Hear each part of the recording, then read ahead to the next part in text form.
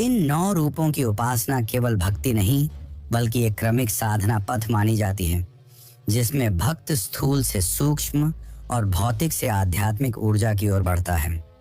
नवरात्रि के 9 दिन और 9 देवी केवल एक संयोग नहीं है, ये नव ग्रहों, नव शक्तियों और नव ऊर्जा चक्रों का भी प्रतीक माने जाते हैं। शास्त्रों के अनुसार प्रत्येक दिन की देवी एक विशेष ग्रह ऊर्जा से जुड़ी होती है, जो भक्त के भीतर सुप्त शक्तियों को जागृत करती है। इसलिए कहा जाता है कि यदि कोई भक्त पूरे 9 दिन एकाग्र होकर साधना करे तो उसका मन, प्राण और चेतना संतुलित होकर देवी शक्ति से जुड़ जाते हैं। यही कारण है कि इन 9 दिनों में व्रत, ध्यान, जप और साधना को अत्यंत फलदायी माना गया है। यही वजह है कि नवरात्रि को केवल पूजा का पर्व नहीं बल्कि 9 दिन की आंतरिक साधना यात्रा कहा गया है, जहां हर दिन भक्त अपने भीतर एक नया द्वार खोलता है। हर साल जब नवरात्रि शुरू होती है तो लाखों लोग अपने घरों और मंदिरों में मिट्टी के पात्र में जौ के बीज बोते हैं, जिन्हें जवारे या घट ज्वार कहा जाता है।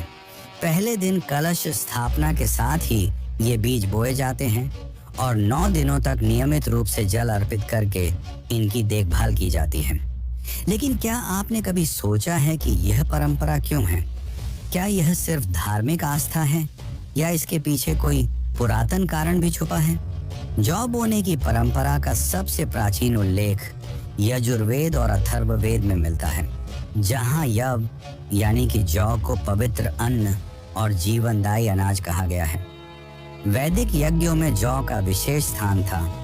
इसे अग्निहोत्र में अर्पित किया जाता था क्योंकि यह शुद्धि, शक्ति और समृद्धि का प्रतीक माना जाता था। जौ की खेती भी भारतीय सभ्यता में सबसे पुरानी मानी जाती है, इसलिए यह अनाज, जीवन और प्रकृति के चक्र का प्रतिनिधित्व करता है। नवरात्रि का समय शरद ऋतु का आरंभ होता है, जब मानसून का मौसम समाप्त हो चुका होता है और नई फसलों की बुवाई शुरू होती है। इस समय मिट्टी में नमी होती है और तापमान जौ अंकुरण के लिए बिल्कुल उपयुक्त होता है। इसीलिए नवरात्रि में जौ बोना कृषि चक्र के नए आरंभ का प्रतीक भी है। साथ ही इस दौरान व्रत और उपवास से शरीर को डिटॉक्स किया जाता है, जिससे भक्त की जीवन ऊर्जा यानी कि प्राण शक्ति भी संतुलित होती है। यानी यह परंपरा प्रकृति, शरीर और चेतना तीनों के संतुलन से जुड़ी हुई है। 9 दिनों तक जैसे जैसे जौ के कोमल हरे अंकुर बढ़ते हैं, वैसे वैसे माना जाता है कि भक्त की तपस्या और देवी की कृपा भी बढ़ रही है।